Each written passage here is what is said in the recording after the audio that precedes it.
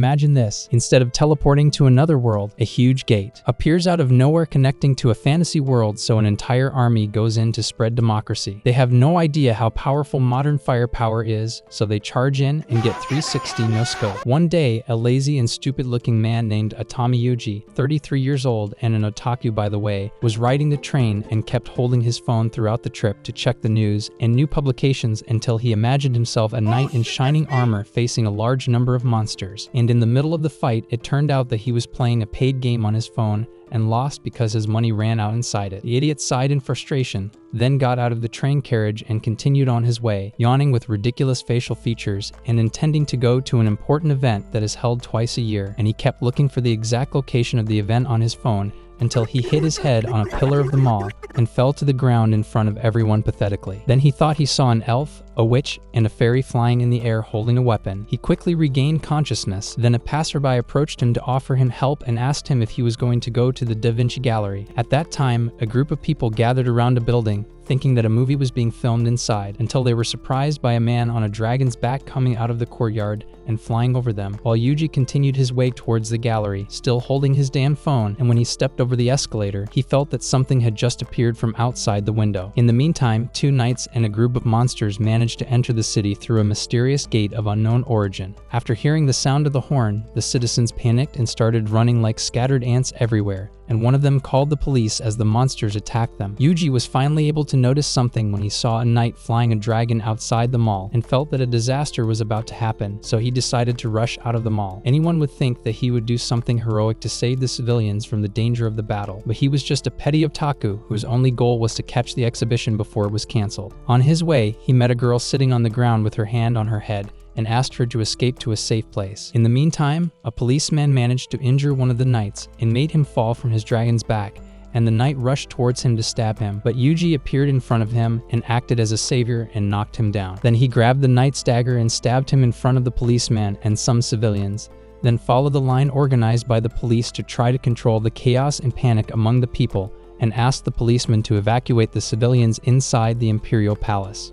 On the other side, the suspicious knights and monsters continued to attack people and spill their blood until the police received an emergency call and decided to prioritize the citizens to find a safe place for them and decided to open the gate of the imperial palace to hide inside. After that, the enemy army arrived at a place that seemed familiar to them, where there were marble and brick buildings, and they did not know the nature of the place they found themselves in, as if it was the first time they had visited a city. In the meantime, the police stood ready to attack the enemies, while the helicopters succeeded in shooting down the dragons, and the Japanese defense forces arrived with their weapons and tanks, and calmed the entire area, and the police began to attack after they found that the enemy formation had disintegrated. Yuji then went inside the palace and found a young girl crying alone. He realized that she was looking for her parents and offered to help her find them. He was furious when he remembered that he hadn't bought any products from the store he was visiting. A few days later, the Japanese Ministry of Defense surprisingly honored him for his efforts in saving civilian lives. He turned out to be a soldier in the defense forces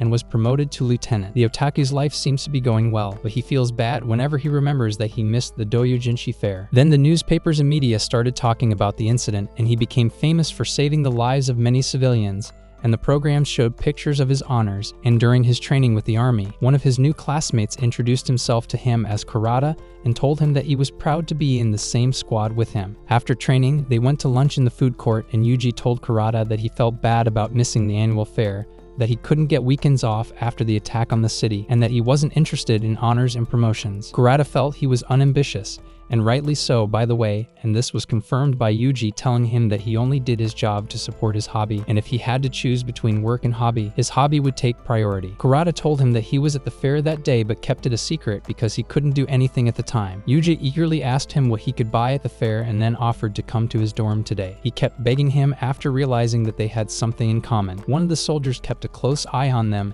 and felt that they were enjoying their time together. A few days later, Yuji received the new combat uniform that the army had received. The soldier told him that due to budget constraints, not all units would receive it at the same time. Meanwhile, Prime Minister Hugo Shigenori was giving a speech about the recent attack on the country and declared the perpetrators of the incident to be terrorists in violation of the law. He then announced that the land behind the border gate would be annexed as part of Japan and explored by the Japan self-defense forces to find out what lies beyond the gate and apprehend the leader of the attack in Ginza. Yuji watches the speech on TV, feeling lazy and frustrated at having to participate in the expedition ordered by the Prime Minister, then lies on his bed and wonders if he can get a vacation for the winter event. Then the President of the United States gives a speech to offer his assistance to Japan in overcoming its crisis. 3 months later, Hugo died, and a new Prime Minister named Motoe Shinzo was appointed, who decided to adopt the law that Hugo had passed before his death and send troops to the special zone behind the gate. The commander of the troops, Hazama, approached the soldiers and told them that they did not know what awaited them behind the gate and ordered them to be fully prepared the moment they crossed it. Then Yuji was surprised to see the little girl he saw on the day of the attack with her mother. Then the troops prepared by loading weapons and boarding tanks to head to the special area after opening the gate, and Hazama decided that they would attack in case they had to engage in sudden combat, and the vehicles and tanks remained inside the gate using the light until they passed it, and when they came out to the special area at night, they were able to spot the enemy and the soldiers came out to face them, including the clumsy hero Yuji. Now hold up, I just realized that 98% of you aren't subscribed yet. Want to see a trick? Look at my profile picture.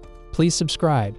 If you see the button glow up, please hit it with the bell icon and the like as it helps me a lot. Thank you. Meanwhile, Duke Castle wonders what the Emperor intends to do to make up for the loss of 60% of the Imperial Army's forces in the war against the JDF. Emperor Molt tells him that in every danger the Empire faced, the people cooperated with him and the Senate to overcome it, which led to the Empire's progress. One of the elders told him that the defense forces defeated the division they had sent in just 2 days, and they managed to capture the gate and intend to establish a military base in the Pride area. One of them suggested that they recruit more men from the surrounding countries, and everyone shouted in favor of the fight. So Molt decided to send envoys to neighboring and dependent countries to recruit more against the Japanese army, and then ordered the Allied army to attack the Arnos Plateau. A few days later, Imperial forces spotted a Japanese reconnaissance team 2 hills away, so Commander Doran decided to meet with the Allied commanders to discuss the matter, then went to the camp, and Commander Lego told him that the army was delaying the defense forces. One of the soldiers asked for permission to attack the enemy tomorrow morning. The commanders began to argue about who should take the initiative, and Lego was frustrated that he was not in the front lines. Doran asked him if he really thought that the only way to glory was to fight in the front lines, and Lego sarcastically described him as not being able to keep up with his age. The next day, the Imperial Army forces prepared to attack the Japanese army, and Doran was surprised when a soldier told him that there were no soldiers from their army near the Arnos Plateau. Meanwhile, Lego was surprised when he arrived with his followers towards the plateau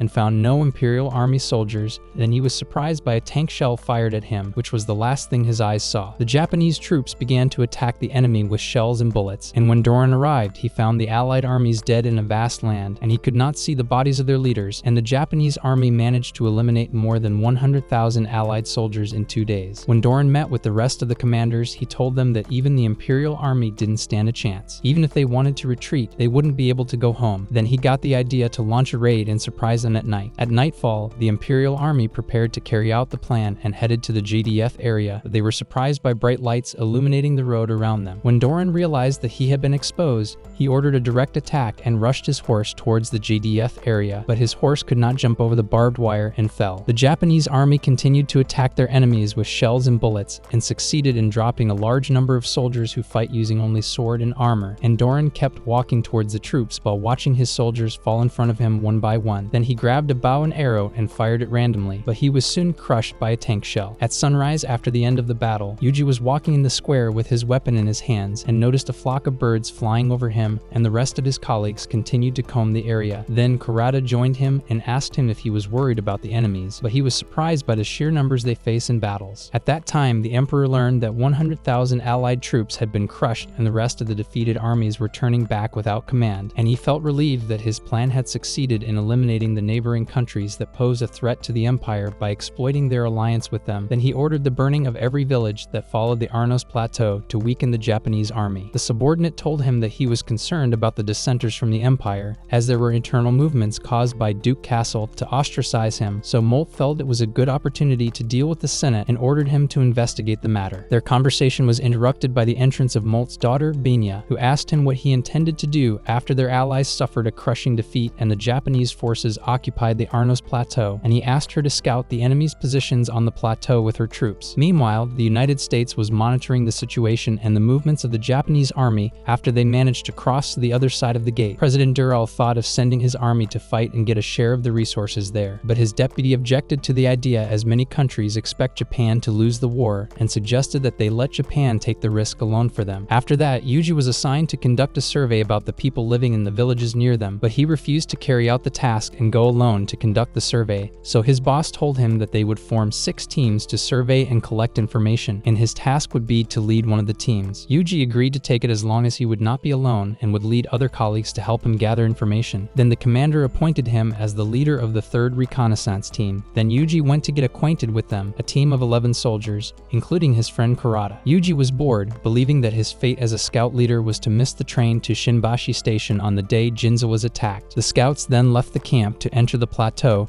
until Yuji's team reached a small village and began wooing the residents and gathering information about them. After they finished gathering information, Yuji looked at the sky on their way and said that he hoped to see fairies or flying dragons in this different world. Kurata said that he was disappointed that everyone they had met so far was human, and that he hoped to see a magical girl with cat ears, but they did not realize that the rest of the team members were listening to their conversation through the loudspeakers. In the evening, they headed to the forest that one of the villagers told them about and decided to set up camp outside until morning. Kurata asked why they didn't enter the forest now, and Yuji replied that it would be dark soon and they don't know what's inside, but they were surprised by heavy smoke coming from inside the forest, and when they got there, they found the forest on fire. Then Yuji saw with his binoculars a giant dragon burning the entire forest, so he asked the soldier Korabayashi to accompany him to approach the forest because he was afraid to go alone, but she refused, and then the dragon noticed the presence of the scout team and flew away, and Yuji decided that they would all go to help the villagers in the forest. The next morning, the fire was extinguished and the situation was stabilized, and the team continued to inspect the aftermath of the fire until Korabayashi told her leader that they found 32 structures that resembled buildings in the village and were able to find 27 bodies. So Yuji thought about writing a report on their reconnaissance and identifying dragon nests and places where they often roam around. Then he threw a rope down a deep well, but they heard a crashing sound at the bottom and were surprised to find an unconscious girl inside the well. Yuji manages to rescue the girl and pull her out of the well and finds that she is a blonde elf fairy and asks his team to bring a doctor for her. And when Kurata sees her, he is very excited because they finally found a non-human race in this world, and after the soldier Kurokawa examines the fairy, she informs Yuji that she is fine and decides to take her with them as a refugee since the village has become ashes and they cannot leave her. The team then headed back to the Arnos base through the village of Koda. When they reached the village, they informed the villagers of what had happened in the forest and that they had managed to save one girl. Yuji then asked them if she could stay in their village, but the village elder refused because they were about to prepare to leave the village for fear that the dragon would attack them like it did in the forest. In the meantime, a girl named Lily was putting her things in the cart with her old teacher, Kato, who was collecting his books and putting them in the cart to leave before evening. When she asked him why they were leaving, he told her that a dragon had burned down the forest next to them and wondered that it had appeared 50 years before the time of its appearance. As they were about to leave, Kato noticed that the horse was unable to move due to overloading, so Lily decided to use her magical ability to lift the cart off the ground and move it until they reached a long line, where a refugee told them that a broken cart was blocking the road. Kato marveled at the language they spoke and the clothes they wore, so Lily was curious and approached them for a closer look. When she got to the broken wagon, she found a little girl injured next to it, then found Kurokawa sitting next to her to examine her and thought that Lily was her sister, and told her that she had a concussion. Then they were surprised by the horse of the wrecked wagon in a sudden frenzy, so one of the soldiers shot the horse and ended its life. Lily was distraught at what was happening around her and the soldiers surrounding her, and was surprised that they had saved her. Meanwhile, Yuji told Kurata that he had spoken with the village chief and learned that all the kings and lords had been sent to fight in Arnos and none of them had returned. In the evening, the allies agreed to gather the stragglers from the last battle to take over the empire and overthrow the king, but they were surprised when one of them was stabbed by a mysterious girl who then disposed of them one by one after telling them her name as Rory Mercury, an emissary of the dark god Emlui. The next morning, the reconnaissance team continued their march with the displaced people they had rescued, and Yuji ordered the wrecked vehicle to be burned to make the owners continue on foot. When Kurokawa asked him why they didn't ask for another vehicle, he told her that they should continue the route in smaller numbers so that the enemies wouldn't notice them and have to fight a battle. Then Yuji felt pity for the displaced people because they would have to run until they made sure that the dragon did not appear appear again. The soldiers were surprised when someone appeared in front of them, and when they took a look with the magnifying glass, they saw that it was Rory the Reaper, and she kept approaching them, wondering where they were going. The soldiers were surprised when the children got out of the vehicles and went to her and realized that they knew her. Then the children went to Rory and told her that they had escaped from the village of Koda after learning about the dragon. Then she approached the vehicle and the children told her that they were good people who saved them.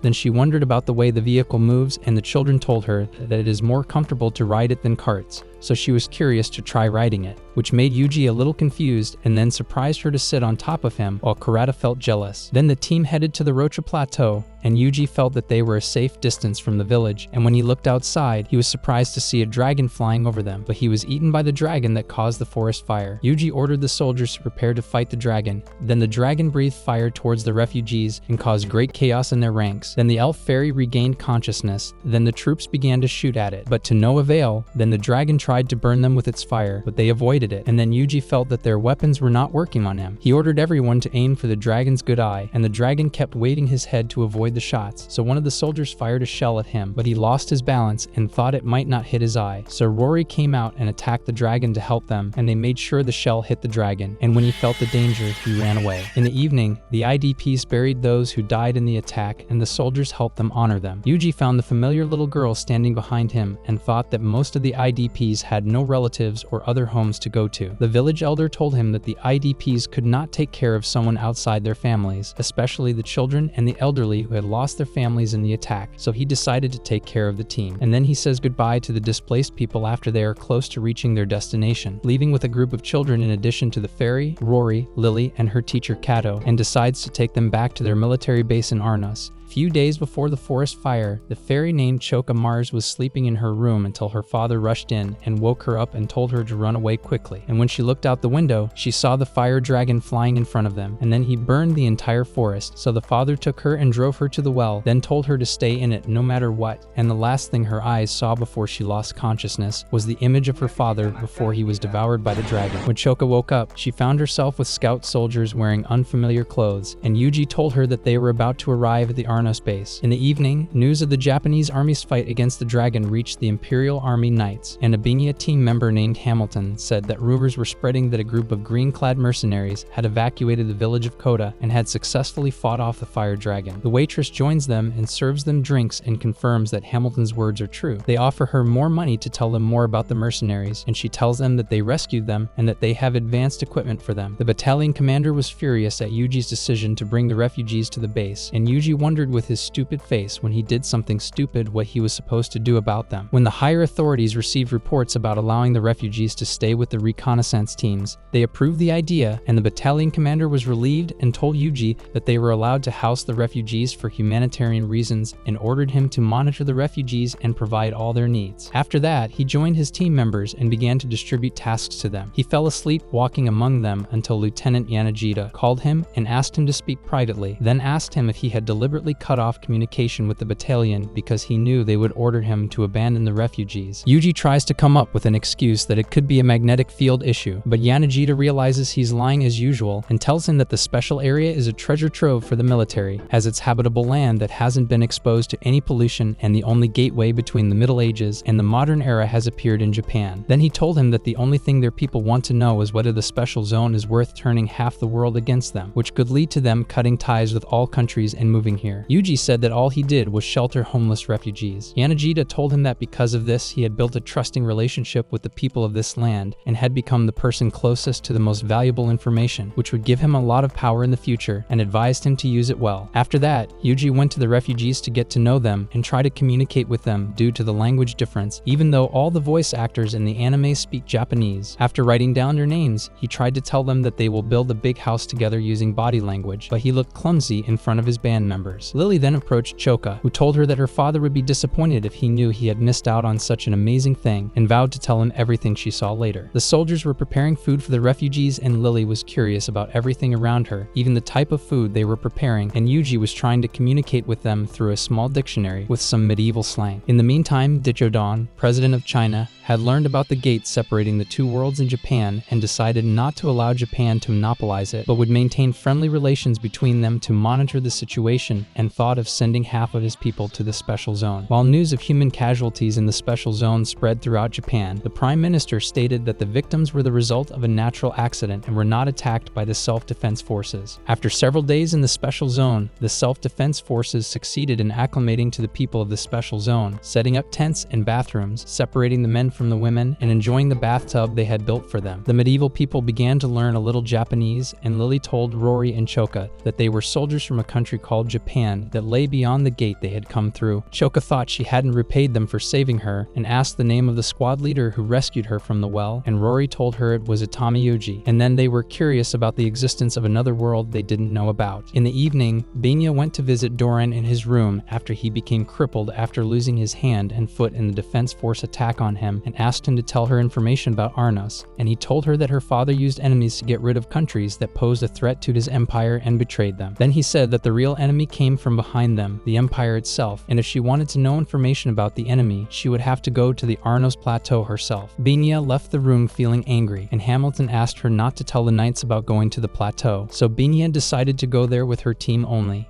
and Gray told her that they would have to cross the Italika region that lies between them and the plateau. Meanwhile, Yuji is happy that he was able to turn on his phone in the other world and keeps checking the updates, oblivious to the chatter of his soldiers behind him, when Korebayashi kicks him off balance and his big head hits the table. When he turned to them, Kurokawa told him that Choka's behavior seemed strange to her, as she always orders for two, doesn't use second rations, and asks to be given men's clothes, and when they tried to inquire, they failed to communicate with her due to her poor Japanese. In the meantime, Choka was sitting with Rory and Kato, feeling that life in the camp is better than in the forest because they have everything they need, but she is nervous that they will have to rely on themselves someday, and she doesn't know how to do it and is afraid of the idea of having to sell themselves to the soldiers. Lily joins them, wearing a scout uniform and an oxygen mask, and asks them to accompany her outside. When they arrive at their destination, they find many corpses of winged dragons. Lily tells them that this is the place where the Imperial Army fought its battle against the SDF, and that Yuji allowed them to take as many dragon scales as they want. Choka thought they were worth a lot of money, and Lily decided to sell them to make more money. They asked the troops to help them transport the scales to the market so they could sell them, and Yuji felt it was a good opportunity for them to learn how to trade in the private area. Choka was nervous about going into uncharted territory again, so Lily reassured her and said that even if the fire dragon reappeared, the troops would protect them, and they began their journey towards Italika, while on the other side, the Binya team began their journey towards the Arnos Plateau through the same area. On their way to Italika, they noticed heavy smoke coming from it. Yuji worriedly said it was the second time they had seen heavy smoke and thought it was another fire, while Rory approached them and told them that she smelled the smell of blood. At that time, Binya's squad was engaged in a battle against the soldiers of the Allied Kingdom's army,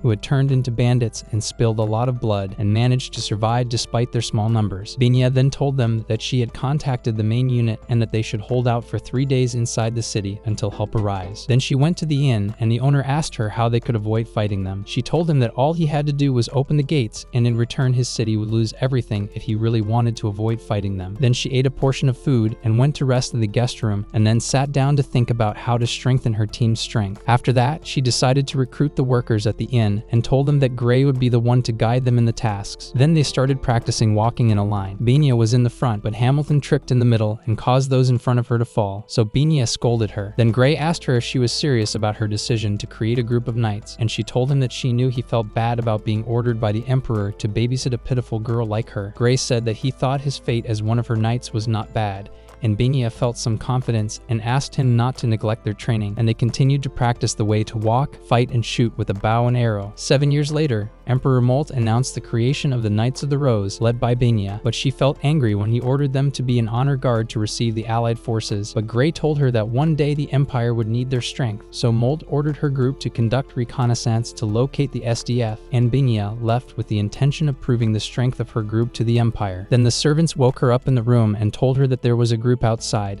and they didn't know if they were enemies or allies, so she went out to take a look and saw the Defense Force vehicles, but she couldn't recognize them because of their unfamiliar appearance. Norma stops them outside and asks them to show themselves if they are not enemies. Lily gets out of the vehicle, followed by Choka, but Benya is surprised to see that Rory is with them and thinks she has joined a group of bandits. Yuji comes out and escorts them to the city gate. Benya thought about what to do about them and decided to make them an ally if they weren't willing to fight, and when she opened the gate, she was surprised to find that she had pushed Yuji to the ground and knocked him unconscious. Choka scolds her as she pours water on his head to regain consciousness. When he opens his eyes, he sees Rory's face up close and is horrified, but after realizing that they have entered through the gate, he tells his team outside that he will check the situation and give them a signal to enter. Then he asks those standing in front of him to explain what happened. Everyone looked towards Benya as the leader, but she was a little confused, so Hamilton approached them and ordered them to bow to the Imperial Princess, but they were surprised when they realized that she was an Imperial follower. After that, Benya took them to the Royal Palace and told them the history of the city of Italica and that it is considered a major trading center in their world. Then she talked about the Empire sending a military campaign to the other world, and Yuji paid attention to what she said and told them that none of the heads of families and their armies have returned since then, which led to the deterioration of the security situation in Italica. Benya tells them that her name is Countess Muiformer,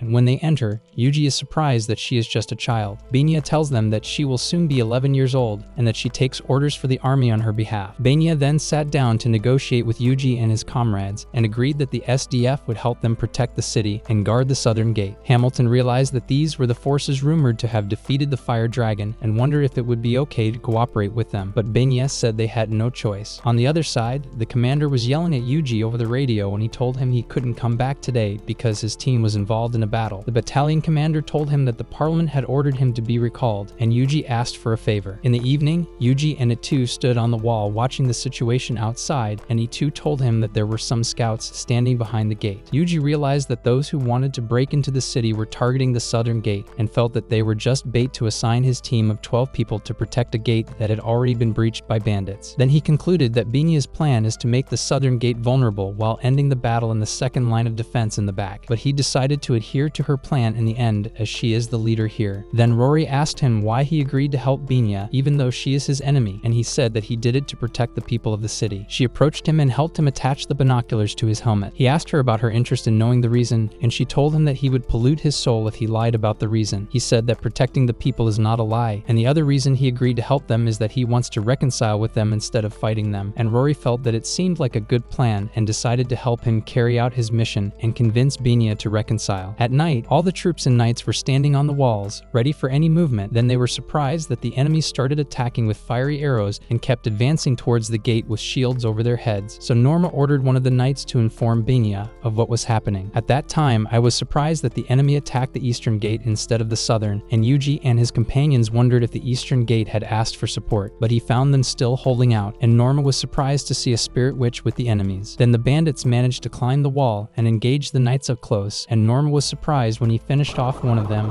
when he fell to the ground while smiling as if he was looking for a place to die. Then Benya came out and was shocked that her troops fell so easily and that it was more difficult than she imagined. At that time, the rest of the enemies managed to enter the city through the gate, and they shed a lot of blood and enjoyed it. So one of the knights behind the fence got angry and decided to attack the bandits and rush towards them without listening to Benya's instructions, and she felt defeated and felt that even if she asked the SDF for help, they would not come to her after she sent them on a suicide mission to defend the southern gate. After that, the Japanese army prepared to send reinforcements to support the 3rd Reconnaissance Division at Yuji's request, and the commander decided to send the 4th Division to reach them as soon as possible until the rest of the troops are ready, and he sent a group of planes towards Italica, feeling anxious about this battle. In the meantime, the knights were resisting the enemy's attacks with all their might, but they managed to capture Norma and end his life, then threw him outside the walls and vowed not to die until they defeated their enemies, and they seemed to have lost their minds after the Battle of Arnos, while Benya felt completely helpless. On the other hand, Rory was suffering as the number of dead increased because the soldiers' souls were being sent to Imlo through her body, so Lily suggested that they let her fight. Meanwhile, the civilians were forced to defend their land after the enemies managed to break through the eastern gate completely and kept wondering about the self-defense forces and their failure to come to their aid. One of the knights suggested to Benya to order the evacuation of the population before they lose more lives, and Yuji began to distribute tasks to his team, but Rory couldn't help herself herself and rushed at full speed towards the eastern gate to satisfy her instincts, and the team followed her, and Yuji reported to the army about the enemy attack on the gate. At that time, the support forces were approaching the area and decided to go into attack mode after learning of the fight at the eastern gate. As Yuji and his team approached the gate, he fired a smoke bullet to indicate their location to the support forces. When Rory arrived on the battlefield, she attacked a soldier wearing a helmet and knocked him down with a single blow in front of everyone, who stood like statues at the sight of her, at which time the support forces began to attack the enemies with bombs and bullets, and the enemies were unable to fight back and had to hide in a safe place, at which time Lily decided to go for a closer look. The self-defense forces continued to dominate the fight against the bandits' primitive weapons and managed to take them down within minutes, while Rory was having fun spilling the blood of the rest of them inside the city until Yuji's team arrived and Korebayashi joined the fight next to her as she loosened her defense. Yuji decided to cover them and ordered A2 not to let the enemies get close to them, while the bandit leader was in a daze that the situation turned against them within minutes of the arrival of the defense forces and refused to accept his loss after Rory's weapon pierced his body after flying through the air from a bomb blast, but she finished him off by crushing him to the ground. Yuji received an order to retreat after the helicopter arrived inside the city so that they could eliminate the targets inside, so he retreated with Rory and Korebayashi, and Binya and Hamilton were amazed at the shape of the huge helicopter and were impressed that the troops succeeded in wiping out the bandits in one attack. The soldiers descended from the airplanes to rescue the injured and captured prisoners, and the townspeople thanked them for their rescue. After that, Gray considered that their team had defeated the bandits and defended Atalica, but Binya told him that the victory belonged to the self-defense forces and that they were still considered enemies for occupying the sacred plateau of Arnos, and that she had to cooperate with them to protect Atalica and not let them occupy it. Binya felt that they had no chance against the self-defense forces with their advanced weapons, and that she would have surrendered to them if they asked her to do so. Hamilton then formally thanked Yuji and his comrades for their defense of the city and their willingness to negotiate reparations, and a peace treaty was made between the forces and the Empire, including taking captured bandits in exchange for withdrawal and Atalica taking care of the security and expenses of any diplomatic delegation. When Binya told Gray what had been agreed upon in the negotiations, he marveled at the army's acceptance of such small terms, even though they had won the war and had no intention of conquering the city, and Binya was curious about Hamilton's skills in negotiating and convincing the troops of their demands. Meanwhile, the reconnaissance team selected the prisoners they intended to take to the plateau, including the green-haired spirit witch, and Kurokawa noticed that Yuji only chose the girls, and the support forces left the city while the reconnaissance team waited for Lily and Choka to finish selling the dragon scales. Then Yuji thought that this was why they had come to the city in the first place, not to get involved in a battle to defend it. In the meantime, Lily, Choka, and Rory went to a merchant to sell the scales and offered the whole lot for a large sum of money, but the merchant told them that he would pay them in installments because the value of the currency was damaged by the war, so Lily suggested giving him a discount in exchange for information about the markets worth the rest of the money. After that, the reconnaissance party turned back and Yuji fell asleep on the way back, but they were surprised to see smoke rising in front of them again. When they used binoculars, they saw a group of Rose Knights heading towards them on horseback, and Yuji asked them not to attack as it would cause them to break the treaty. One of the knights approached them and asked them where they were going, then drew their swords as soon as they realized they were heading to the Arnos Plateau. Yuji got out of the vehicle to talk to them peacefully, but the blonde knights slapped him and his team aimed their weapons at them. But he asked them to leave without him and remained alone with them, and realized that he had been captured and his fate was in Binya's hands. The reconnaissance team was monitoring the situation from a distance inside Atalica after the knights took Yuji prisoner and decided to wait until sunrise and attack the city if they did not release him, while the knights inside the palace were distraught with Binya's anger at what they had done to Yuji and that it had broken the peace treaty she had made with his troops on the same day, and his face was disfigured from the severity of the beating he had received. Binya was worried that the self-defense forces would react to Yuji and use it against them to start a war, so Gray suggested that they make a formal apology, and she felt she had no choice but to bow her head in order to avoid a fight. Korebayashi was shocked when A2 told her that Yuji originally held the rank of guard in the Japanese army and thought it didn't fit his personality or training, so they decided to sneak into the city to save him from the knights. Choka then enters the gate with Lily and Rory, and no one gets in their way as their presence is not suspicious. Choka then uses her hypnotic abilities to hypnotize the soldiers around them so that the reconnaissance team can enter quietly. By this time, Yuji was beginning to regain consciousness and found several maids in his room standing around his bed and telling him that he was in Countess Mui's palace. He was surprised that they had sent him back to Atalica again. Then the head maid entered and told him that they had been ordered to provide him with the utmost care and that Binya had punished the knights who had harmed him. They bowed their heads before him to apologize for the way the knights had treated him and begged him not to harm Countess Countess Miui if he intended to destroy the city in retaliation. He told them he had no intention of doing so, and the butler told him that the 4 maids would take full care of him until he recovered.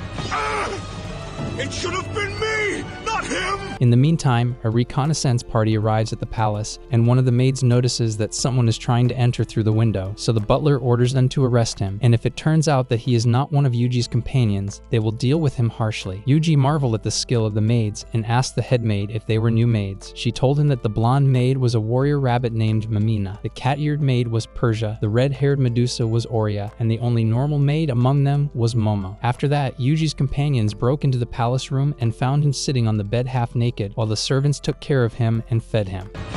Benya told the knights Bozes and Banish that attacking the defense forces and treating Yuji inhumanly had broken the peace treaty she had made with them to ensure the safety of the city, and that antagonizing them meant threatening the security of the empire. She then ordered them to make it like it never happened and asked Bozes to have a relationship with Yuji to please him, and Bozes agreed to do so as a sacrifice for the empire, while the members of the reconnaissance squad recognized Yuji's maids and quickly got along with each other. After that, Bozes put on her pajamas and went to the door of Yuji's room and paused for a moment, confused and unwilling to do so, but she resisted her feelings and entered the room, and was surprised to find his companions and servants with him inside the room enjoying their time, and Kurata taking a souvenir photo of them without anyone noticing her presence. She felt angry when she thought that Yuji was deliberately ignoring her, and felt insulted that she was the daughter of a noble family and someone dared to ignore her. She did not feel herself rushing towards him and slapping him, and when Benya saw the handprint of Boz's hand on his face, she put her head in her hands in sorrow that the situation was getting worse. One of the soldiers said they should leave with the commander while they took care of themselves. Benya thought to make amends by inviting them to breakfast, but Kurata told her that Yuji had been summoned to parliament to report to the Senate. Benya thought that Yuji had the power to bring the entire SDF to fight them, so she decided to go with them to the Arnos Plateau to apologize to the Supreme Commander for breaking the treaty. She then headed with the squad and Bosses to the Arnos base, and was shocked when they saw Arnos from the window and that it took them so little time to get there. Benya was surprised to see the soldiers training with weapons and thought they were magic wands, but Lily told her they were called pistols and rifles and explained how to use them, and Benya realized that their different way of fighting is the reason they won the war against the Imperial Army. When they arrived, she asked Yuji to speak privately, but he rushed inside to deal with the matter of the parliament. Benya had to meet with General Hazama to apologize to him in person. He told her that he had read the report and realized that there had been miscommunication with the other forces and decided to rewrite the treaty with new terms, but Benya tried to convince him that the terms of the treaty were fine as they were. Throughout the interview, Lily acted as a translator between them, despite the fact that they all speak Japanese, which irritated me as a viewer, but no matter. Meanwhile, Yuji was talking to Choka outside and told her about the parliament's request to go to the other side of the gate to meet them in the country of Japan as a representative of this world, and that they will leave tomorrow. She felt safe and agreed to go with him to Japan, but their conversation was interrupted by Kato and Rory, who had eavesdropped on them and told them that they wanted to go to the other side of the gate. In the evening, Yuji sat at his desk feeling exhausted, and when he put his head on the table, he noticed the sound of the phone ringing, so he checked the incoming messages and was surprised that many people tried to contact him, and realized that winter had arrived in Japan and decided to go to the Dojinshi Winter Festival. Lily joins him carrying her mace and asks him to take her to the camp because she's tired. Yuji praises her for translating between troops and cavalry all the time and suggests she stay in the office, but realizes that she's fallen asleep sitting up, so he carries her to her bed. He helped her take off her coat, warmed her with a blanket, and sat next to her for a while until he felt hungry and thought about eating dinner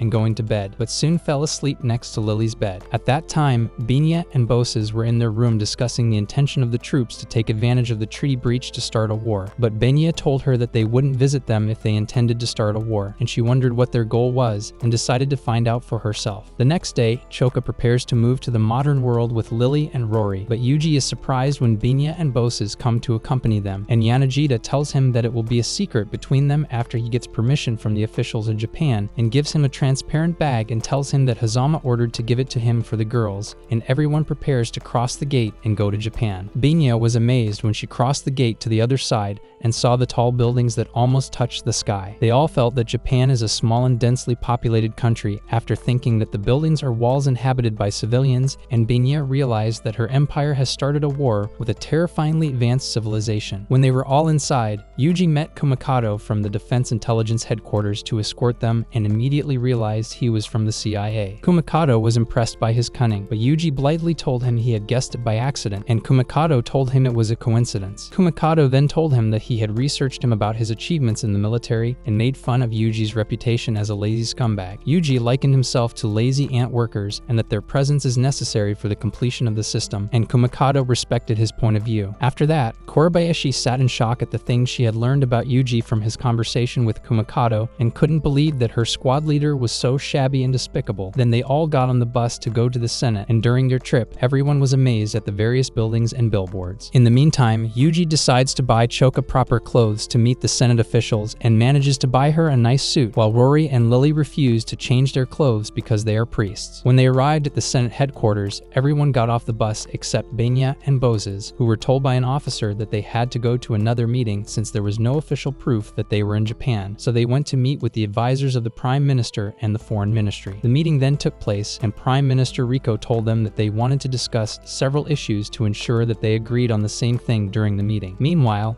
the government announced that a question and answer session would be held in the Diet to explain the details of the Ginza incident in the presence of some local residents from the special zone. Citizens watching the coverage of the session via live streaming, along with other heads of state, saw Yuji enter the hall with them and then began to ask members of parliament about what happened in the special zone and why 150 refugees died there, who were supposedly under the protection of the defense forces. Yuji went to answer the questions on their behalf and nonchalantly said that they were attacked by a powerful dragon and that they felt sorry for the loss of life and the lack of strength to face it as their bullets were not affecting it, and said that they should have more powerful weapons. Mizuki then asked Lily about the hardships of living in the refugee camp, to which she replied that she didn't understand the meaning of the word hardships and told her that if she meant lack of freedom, she believed that people are not free from birth. Mizuki tried to change the wording of the question, and Lily replied that she did not lack the basic needs of life. She asked her if the self-defense forces were at fault for the death of 150 refugees, and Lily denied accusing the self-defense forces of negligence. Then she directed her questions to Choka, and Lily stood next to her to translate and asked her about the SDF's behavior towards the dragon attack, and she replied that she was unconscious at the time and did not feel what happened there, so she asked to ask Rory, and when Mizuki looked at her, she found her wearing black clothes and a face covering. She thought it was mourning clothes and thought of using the opportunity to turn the tables against the Japanese army. She asks Rory to describe her life in the refugee camp, and Rory replies that she lives a simple life of worship, bloodshed, and sleep, but Mizuki doesn't understand what Rory means, so she rephrases the question and asks if she has ever lost a loved one to the self-defense forces. Lily told her that she didn't understand her question, so Mizuki told the council members that the SDF had not suffered any deaths or injuries despite a quarter of the refugees dying in the fight against the dragon, and accused the defense forces of putting their own safety first and endangering the lives of civilians. Rory then asked about the true face she had seen of the self-defense forces. She was furious, then took off her hood and asked Mizuki if she wanted to know how Yuji and his comrades fought the fire dragon. Mizuki was surprised that she could speak Japanese, although we weren't surprised at all. Why? Excellent, let's continue. Rory tells everyone that Yuji's team did their best and expresses her view that the soldiers are concerned about their safety, because if they die, people like council members will do nothing but sit around and complain. She then told Mizuki that she should praise them for successfully defeating the dragon and coming back alive, paraphrasing Mizuki's statement that not a quarter of the refugees died, but 3/4 were saved by the Yuji squad, and then said that her answer to her stupid question was that he and his comrades had accomplished an unprecedented feat. Mizuki got angry at the way Rory spoke to her and told her that in Japan they respect their elders and that she should do the same. Then Yuji noticed that Rory was about to lose her temper and use her weapon to tear Mizuki to shreds. He rushes over to her, stands in front of her, tells the speaker that Mizuki has made a terrible mistake, and then pushes Rory to take her seat while he addresses the members, telling them that Rory is older than anyone in the room despite her looks. When Mizuki sarcastically asked how old she was, she and the entire audience were shocked when Rory told her she was 961 years old.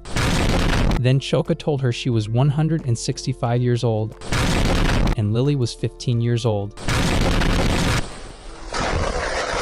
And she was relieved that there was someone of a reasonable age among them. Then Lily went to the speakers and told everyone that she is a human and most of the people in their world are human and aged between 60 and 70 years, while Choka is a fairy, so she lives longer and may be immortal. And she said that Rory was originally a human, but turned into a demigod, so her body stopped growing and changing, and after 1,000 years she will give up her body and become a spirit and then a full god. So the concept of age does not apply to her, and Mizuki stood empty-mouthed in front of the miracles she sees before her, and the session ended when her questions ended. At that time, the counselors were still discussing with Binya and Boses about the prisoners and that the Japanese government is willing to release a number of them. When Counselor Kuji put the list of prisoners in front of them, Boses whispered that their missing people were mostly from noble families, and Binya thought they might want to release them to get favors on the other side. Riko announced that their meeting was over, thanked her for her role as mediator in the negotiations, and shook her hand. In the evening, Yuji and his companions left the Senate after the end of the session, and Kumikado kept watching the bus for a while and then contacted one of his followers to do something while Yuji and his companions boarded the train after using the bus as a disguise, and everyone kept looking at them strangely. Then he met the rest in the train car and they remained afraid, thinking that the train was heading to the underworld, but they found Kumikado waiting for them at the station where the train stopped. He then entered the carriage and told them that the plan had gone as planned and that they should go to Tokyo, but Rory couldn't stand the fast-moving train, so Yuji had to get off at the nearest station and Kumikado followed, warning him not to act alone. Their conversation was then interrupted by the station announcing that the train was temporarily suspended due to a wiring accident between Ginza and Tokyo stations, so they had to go out to the main street. Yuji wondered what their enemies' intentions were behind closing the tunnels, and he replied that they wanted to prove that they had the ability to harm them whenever they wanted. Rory was surprised by a thief who suddenly stole her gun, but he couldn't carry it because it was too heavy and fell to the ground. Kumikado tried to pick up the gun and return it to her, but it broke his spine and sent him to the hospital. Yuji kept thinking about a place to stay with everyone without anyone finding them, then he decided to take them somewhere. Meanwhile, there was a strange girl staying at her house who seemed to be broke as bill envelopes filled her table, and when she saw Yuji standing at the entrance to the apartment, she rushed towards him to get the bag of food that he had, and his companions remained outside the apartment peeping curiously, and were surprised when Yuji told them that this girl named Risa is his ex-wife. Stop the cap! After they entered the house, they were all amazed at the number of books that Yuji and his ex-wife had, while Tomita wondered why he put Risa in danger even though she was no longer his wife, and if it was right to leave Kumikado. They decide to divide themselves into two teams, Tomita's team going to the library and Risa's team going shopping. Yuji tells them to meet at the train station, and when he asks Rory if she wants to go shopping, she replies that she likes priest clothes and isn't interested in any other kind of clothing. But when she went to the market, she was amazed when she saw a white dress that looked a bit like her own, and Risa was having fun with the girls as they tried on new clothes. On the other side, Binya and Boses were standing with their mouths agape at the huge pile of books in front of them and chose to read books from the Japanese manga section. Meanwhile, Yuji meets Defense Minister Kano Taro 20 years after the last time they met, when Yuji was a middle school student and Taro had just lost an election and was fired from his job. They chatted as they walked by a lake about their memories, and that the common denominator was their love of manga, and felt that life was full of surprising and unknown events. Then Yuji gave him a bag with several books that he had bought for him, and Taro told him that he could no longer roam freely as before due to his social status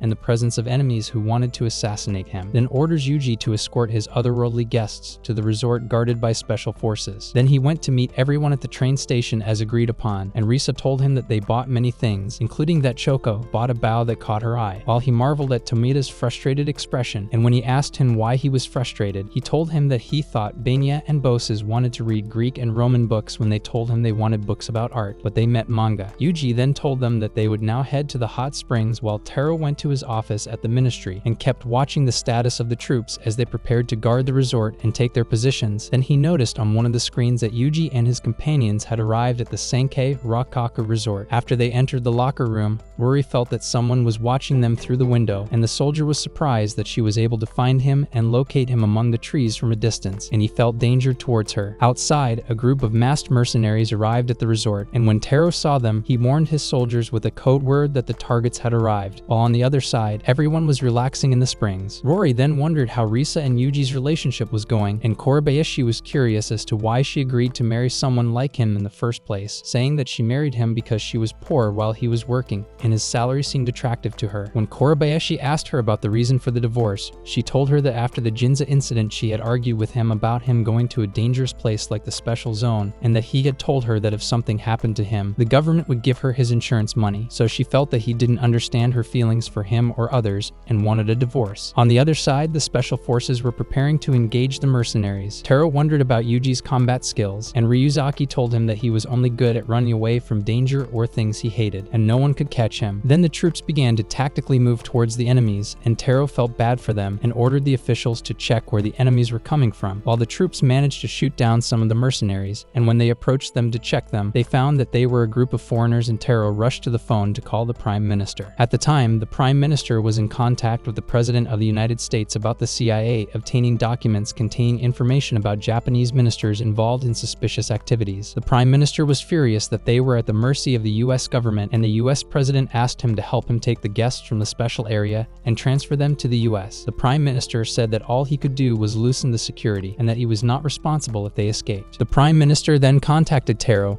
and told him what he had discussed with the President of the United States. Taro was furious at the idea of handing over the guests to the United States, but the Prime Minister told him that the government did not promise to hand over the guests, but only to reduce their security. Accordingly, the Prime Minister decided to step down from his position to make the information they had useless and their plans would fail, and then asked Taro to take over the country after his departure. In the evening, Yuji woke up in the middle of his sleep, not remembering the last thing that happened to him before he fell asleep, and found that everyone was asleep next to him except for Rory, who was sitting on the balcony. So he sat with her and told her that he felt sorry for her because she would give up her 20-year-old body after a few years. She told him that when she becomes a goddess, she will be able to change her appearance as she pleases, and in return, she will lose her lust for bloodshed. She instinctively sensed that people were fighting nearby and told him that this was the cause of her insomnia. In the meantime, the special forces were engaging the mercenaries in the neighboring forest. The mercenaries felt that the special forces were good enough and had no chance of defeating them. They thought of retreating, but one of them objected that they should turn back empty-handed and take some of them out. They receive an order to abort the operation and retreat to the rendezvous point. They realize that they have to take the guests and cautiously approach the resort while Rory tries to satisfy her instincts by luring Yuji to sleep with her, but he feels it's a bad idea and that he's in trouble and can't get out of it. Yuji is saved in time by a phone message from Atu, and when he checks the phone, he finds a message from Defense Minister Taro, while the various mercenary groups cautiously approach the resort until they are surprised to meet each other in the middle, and then they are surprised to see Rory appear in front of them, holding her weapon and welcoming them with the intention of satisfying her instinct to crush them. One by one, Rory began to spill their blood,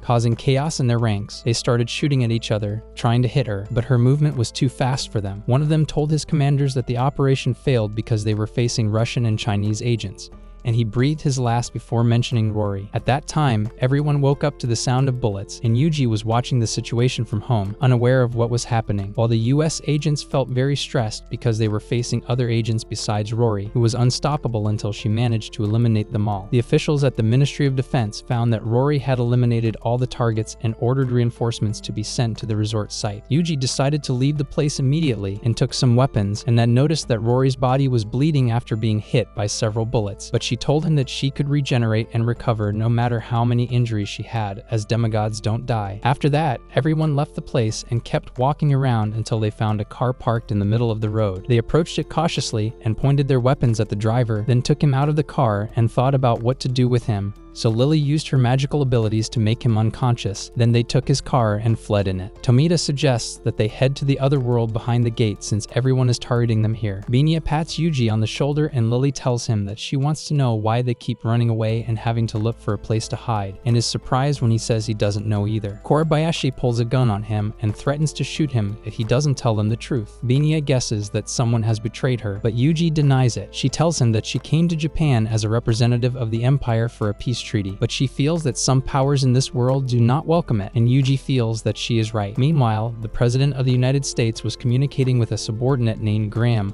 about the failure of their mission at the resort, and Graham promised him that he would bring the guests back to the United States. Yuji and his companions arrive at a rest area, where Riza asks him if he prefers Lily, Choka, and Rory. She thinks he prefers all three of them in terms of looks and personality based on her knowledge of him. Back at the car, Risa baits the internet by downloading a post stating that the visitors are going to visit Ginza Memorial Square to mobilize the citizens there and prevent the agents from following them and attacking them. In the morning, everyone was surprised by the news of the Prime Minister's hospitalization in the newspapers, and his decision to resign from his post. Then an anchorwoman started asking citizens what they thought of the decision to resign, but found that no one was interested in the news in the first place. The director of the channel scolded her and asked her to get interesting comments from people, but she was frustrated. Then they were surprised that people were gradually gathering around them, and in the meantime, Graham arrived at the destination with his followers and ordered them to kidnap the visitors before they entered the guardhouse. When Graham realized that there were Russian and Chinese agents nearby, he felt that the mission would be difficult and thought to create a riot among the civilians when the visitors appeared so that they could take them easily, while one of their men cut off the television broadcast, but they were surprised by the sudden traffic jam and a large crowd of people. Among the cars stuck in the traffic jam is Yuji's car and his companions. Boses thinks that an army is about to invade the Empire, so Yuji decides that they have no choice but to continue on foot despite the dangerous situation outside. While everyone was thinking of a way to move safely, Rory got out of the car and asked someone where Ginza was. Yuji felt it was a bad idea since everyone in Ginza considers the residents of the special area to be their enemies because of the accident and kept thinking of a way out of this situation. Then they found that the civilians made an honorary passage for Rory and gave her a bouquet of flowers and became the center of attention. Yuji thought that the Prime Minister's resignation and Risa's efforts would be useless if they didn't leave the place now, so he decided to run away except for Risa and asked her to take the car to an empty place and leave her there, but she told him that she couldn't drive. When he was about to leave, she asked him if he would come back. He told her that he would try to keep in touch with her for the time being, then grabbed her face and told her to give him his money back quickly. He then turned to Tomita and Korebayashi and told them that they had to protect the visitors to the special area themselves and told them to shoot if anything untoward happened. They continued on through the crowd until they reached the memorial to offer flowers to the victims. On their way, Korebayashi spotted a reporter named Nanami, who turned out to be her sister. Korebayashi was surprised to see her covering the event, and Nanami asked her to interview the girls from the special zone, but she refused, telling her that they were returning home after paying their respects to the victims. In the meantime, Graham and his followers were watching the situation behind their car. Then Kumikado joined them, leaning on his cane, and told them that he had come to observe the movements of other countries and what they were seeking, then asked Graham how he could distinguish between them and the intelligence of other countries, and indirectly threatened him that he might make a big mistake if he could not distinguish between them. When Kumikado left them, he contacted Yuji and told him that he had succeeded in distracting them. On the other hand, the President of the United States was shocked to learn that the entire intelligence team had been arrested, while the Chinese president ordered his agents to withdraw. Afterwards, the girls offer flowers to the memorial and pay their respects to the victims. Ginza's watch bell rings and Rory thinks it's a church bell. As they are about to leave, they are surprised to find people crowding around them and greeting them, realizing that they have become popular among the Japanese population. After that, they waited in front of the gate with Yuji until Kurata came to take them to the private area. When they got there, Yanagita asked him if he enjoyed his vacation,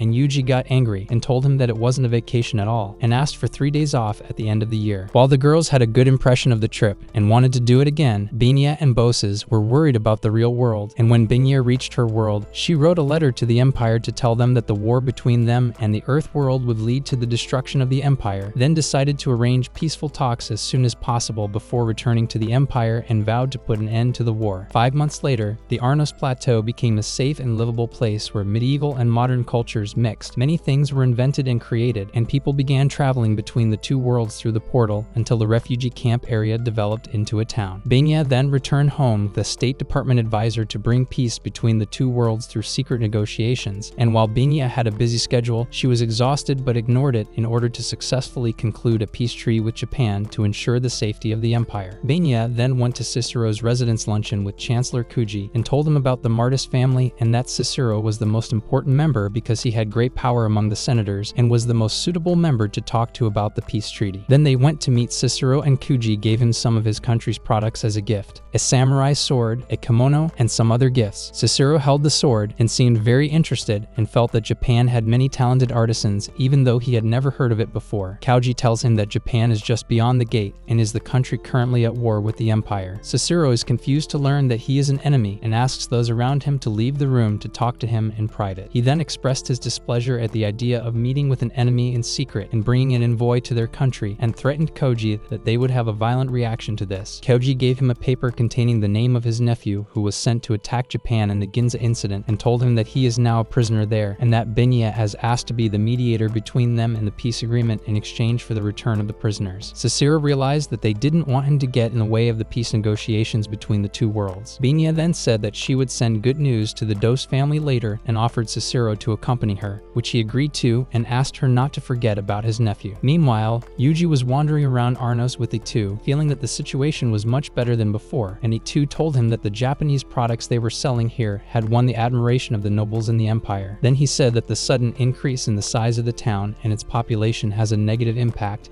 including the soldiers' lax defense and their constant visits to restaurants and taverns. Yuji said that taking a break every now and then will not hurt anything and asked him to warn them when they drink too much. Then they were surprised to see one of the customers being thrown out of the bar by the waitress for trying to touch her.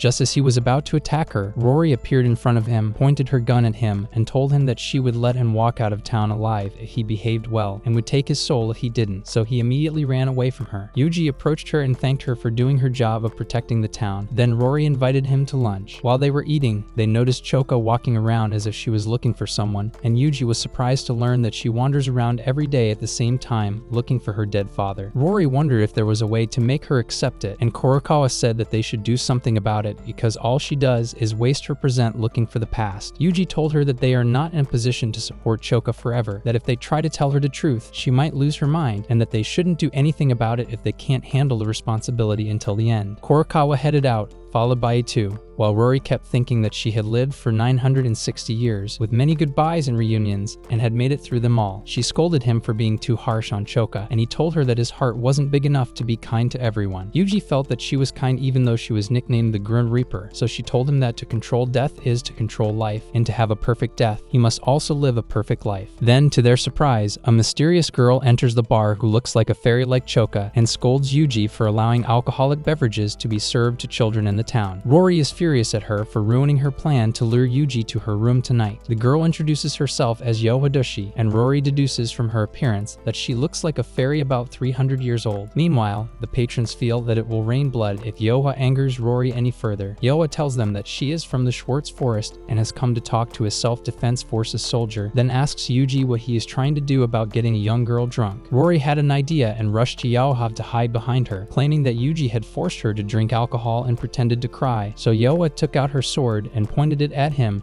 and told her that she would teach him a lesson, but she was surprised that he ran out of the tavern. Yoha felt that the situation was now safe, but she realized that Rory had taken advantage of the opportunity and left as well. The waitress told her that there were no soldiers in the tavern and asked her to leave if she didn't want to drink. The customers started whispering among themselves that she had no idea that she had drawn her sword on one of the people she was looking for, while some of them told her that she couldn't meet them or talk to them, and she said that she had heard that they were noble people and wouldn't abandon someone in trouble. She then took out a large diamond from her bag and said that it would be a reward for the soldiers if they could help her. The customers were stunned when they saw her up close and tried to offer her their help in exchange for the diamond, but she apologized and said that their powers were not enough to fulfill her request, as she wanted the self-defense forces to finish off the fire dragon. After all the customers left, Yoa felt unlucky today and decided to stay in the nearby forest until morning. In the morning, she woke up to the sound of warplanes flying overhead as soldiers raced through the sky. She realized they were from the self-defense forces and felt reassured that she would be able to save her clan. In the meantime, the troops were receiving some products and goods from Japan in exchange for money after the local currency of Arnos was introduced for trade transactions. The purpose of conducting trade transactions in Arnos is to increase the number of supporters of peace between the two worlds. As the emissaries were leaving, Yoa saw where the helicopter took off and was able to find the location of the troops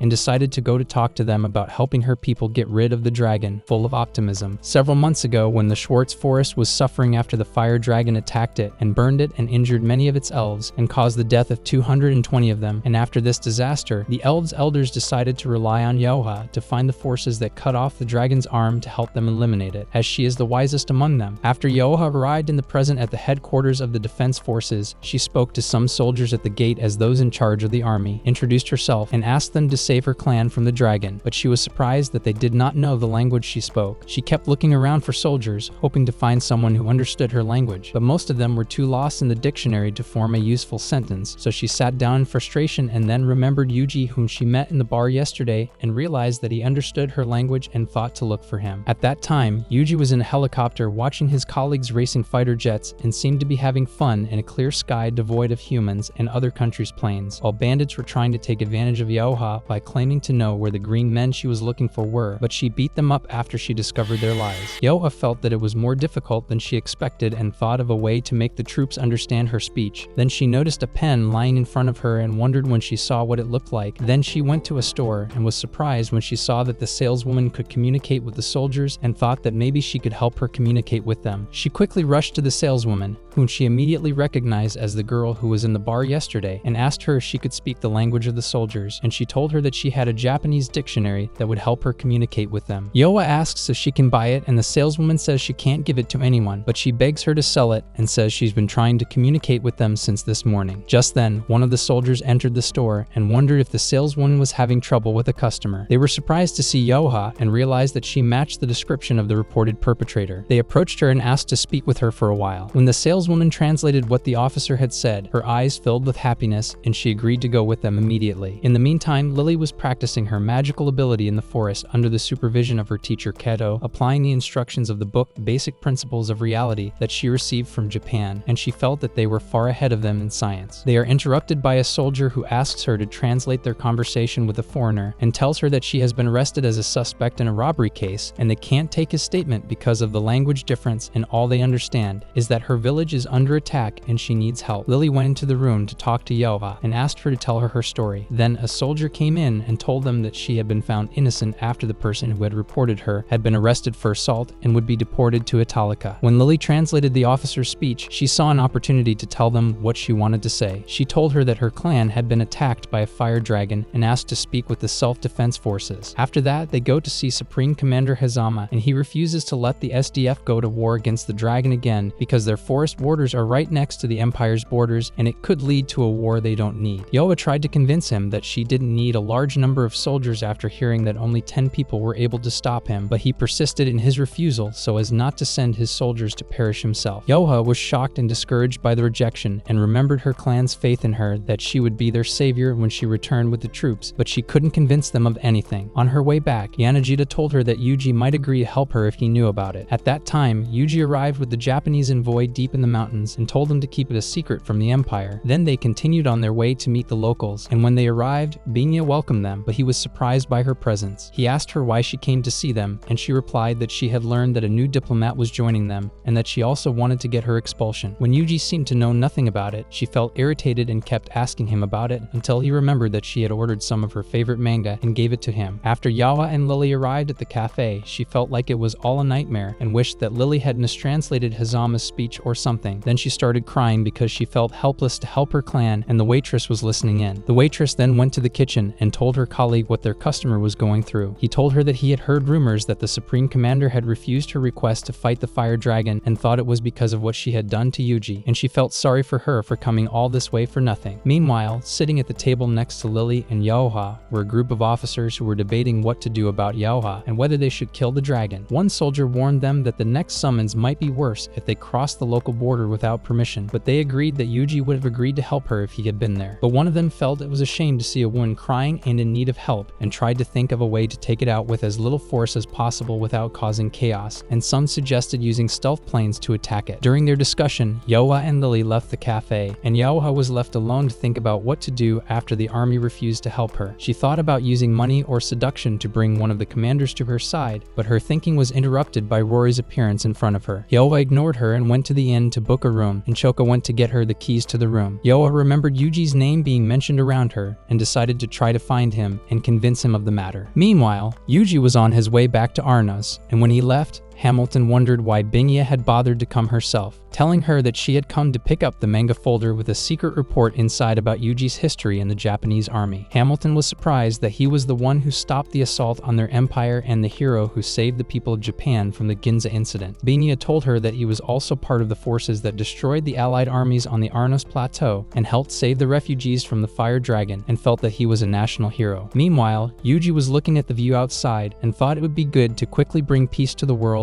and hoped to succeed in doing so with Binya's help.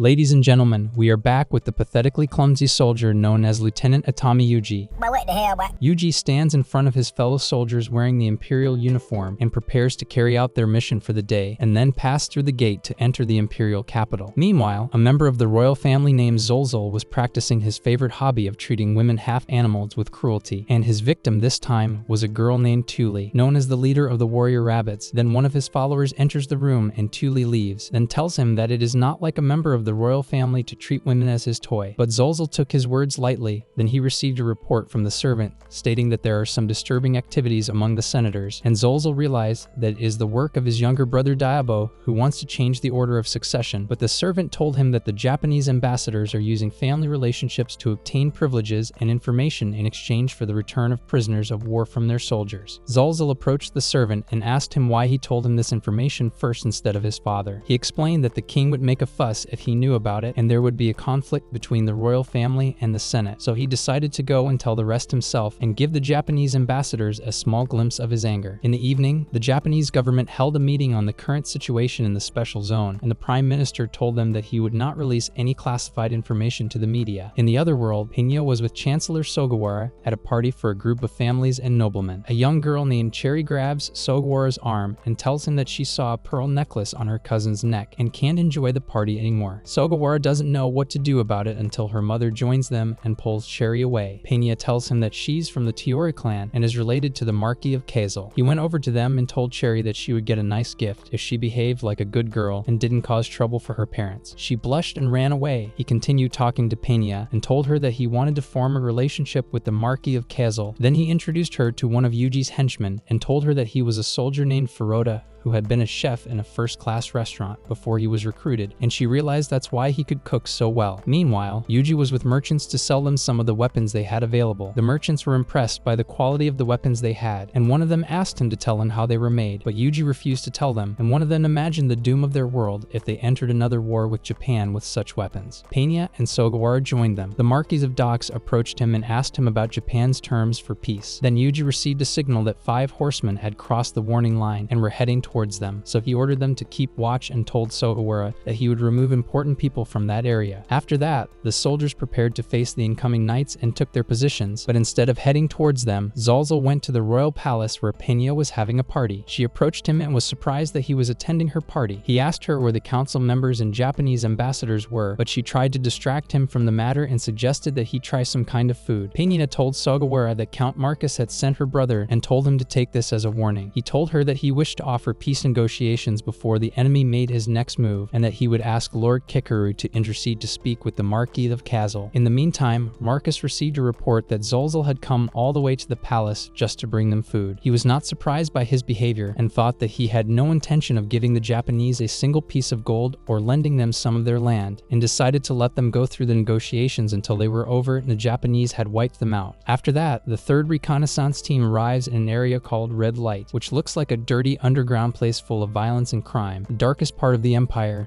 and Kurokawa treats the sick and injured inhabitants of the area by order of Nudabaru. Then an elf girl named Mizari entered her testing room to buy birth control pills and told her that she was selling her body for money and that this invention would benefit her by working longer without pregnancy. Kurokawa marveled at her calm demeanor, different from those who work in this field like her, and Mizari in turn marveled that she treated her as if they knew each other. Then she told her that their base is the safest place in the area and told her about a person in the past named Basala, whose gang was completely wiped out by their fellow soldiers, and the important people in their area shared his money and land and decided not to mess with the self-defense forces and provide information to them. Kurokawa asked her if she had heard rumors about the Nos Empire, and she said she had no skills that would allow her to pass through its gates even as she quietly left. In the evening, Kurokawa was surprised by the return of Mizari, accompanied by several girls from her faction, so she let them in and made them meet Commander Nudabaru and told him that there is a volcano in their homeland, and before it erupts, violent earthquakes occur. He remembered in the past when he was assigned to guard an area and saw animals and birds panicking before a major earthquake. Then he ordered them to contact the Nos Empire and all the teams in the capital and warn them of a major earthquake that is about to occur and ordered everyone to evacuate outside the capital within 5 minutes. Rory stood outside with Choka and Lily, wondering what was happening in the middle of the night. Choka told her that she could feel an earthquake coming towards them, and Peña refused to believe that the ground was shaking at this time. Yuji told her that he had received orders and felt unlucky that this was happening before the negotiations were held, and as soon as he finished his sentence, the ground began to shake under their feet, announcing that a huge earthquake would hit the capital that night. Everyone began to panic as if it was the end of the world, as buildings and objects began to fall around them amid violent earthquakes, and Peña was surprised that Yuji and his companions handled it simply as if they were used to this kind of disaster, telling her that earthquakes happen in Japan frequently and that it will end in a matter of minutes. Peña was surprised when the ground suddenly stopped shaking as if nothing had happened, and Yuji ordered his soldiers to inspect the damage. On the other side, Rory and Lily helped the residents, but they found Choka walking the streets looking for her dead father, as usual. After that, Peña was surprised when Yuji told her that the earthquake could happen again at any time, but it would be in the form of aftershocks, so she decided to head to the capital and tell her father about it, but she stopped when she realized that Yuji would not accompany her for fear of her father's reaction when he saw enemy soldiers inside his palace, so she asked him to stay by her side while she took care of it in her own way. Yuji had to accompany her to the imperial palace, and Peña found that all the guards had allowed themselves to escape as no one had searched them as they entered the palace. When they reached the emperor, Peña entered the hall and ordered the guards to reinforce the palace defense forces and the servants to prepare the guest rooms, and Marcus realized that there were some strange people standing in front of him. When he realized they were from Japan, he wondered why they had come to his palace at this time. She told him they were used to earthquakes and could use their advice. Marcus apologized to them for not welcoming them in a manner befitting the empire. Zolzel's barbaric entrance was interrupted by his father's demand that they flee together before another earthquake occurs, and that Noriko had told him so. Peña was surprised, as she did not know anyone by that name, but she was surprised by his guards pulling a ragged girl from her chains and throwing her to the ground, which turned out to be Noriko. Then he grabbed her and began to abuse her in front of them, and ordered her to tell the emperor what she had told him earlier about the earthquake, and Yuji and his companions were surprised when they realized that she was Japanese.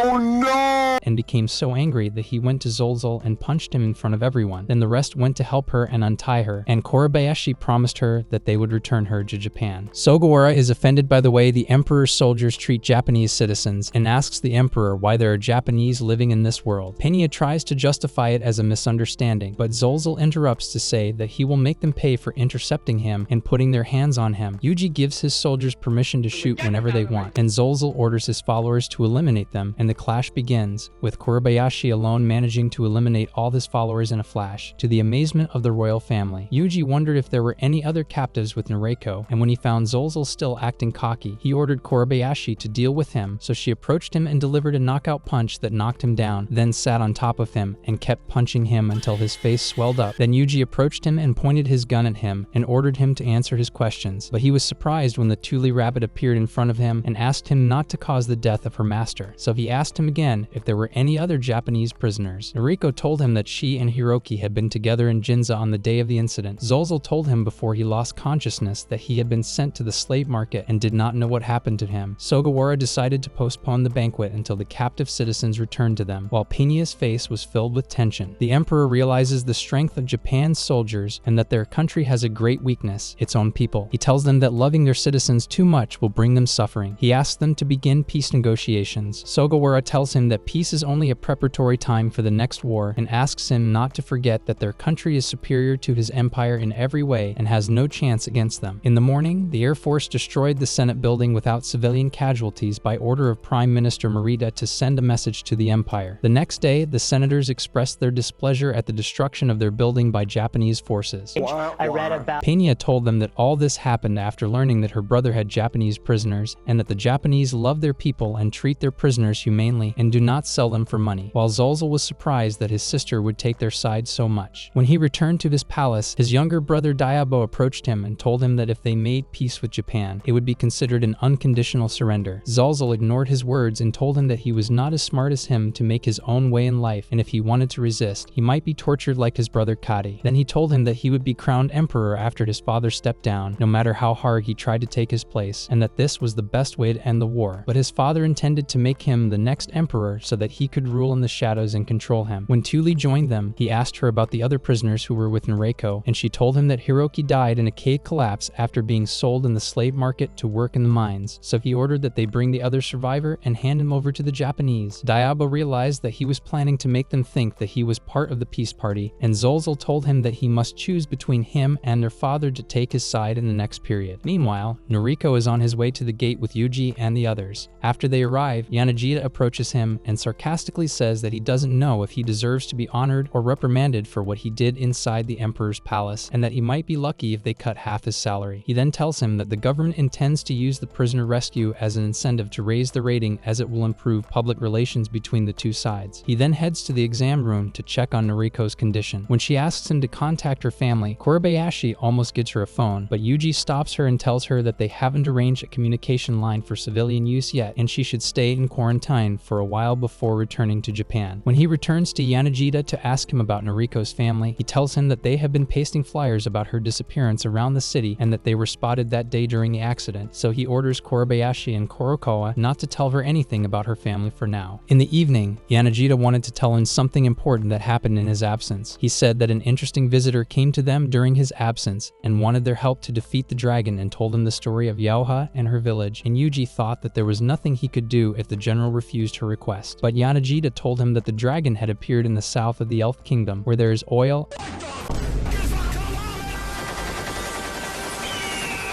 and large diamond ores, and suggested that he go on a reconnaissance mission and try to entice him that he would be able to act freely in this kind of mission. Yuji realizes that he wants them to go on a mission to eliminate the dragon and pretend it's a resource gathering mission, thus killing two birds with one stone. But Yuji rejects the idea completely and tells him that he has never faced a dragon before, so he doesn't realize how dangerous it is, so he asks him to go see Choka before he leaves the bar. When he arrived at the base, he found her crying profusely. When he asked her why she was crying, she looked at him and imagined that she saw her father, so she rushed towards him and hugged him as her father, then scolded Rory and Lily for trying to convince her that her father would never come back. Yuji realized she was having a panic attack, so Lily used her magic to calm her down and put her to sleep. When he asked what happened, Rory told him that Yoho was the one who told her about her father's death and tried to remind her of the dragon attack on their village. From then on, Choka couldn't bear the shock and went into a turmoil, looking for her father everywhere because her mind refused to believe that he no longer existed. They went together to meet Yaoha,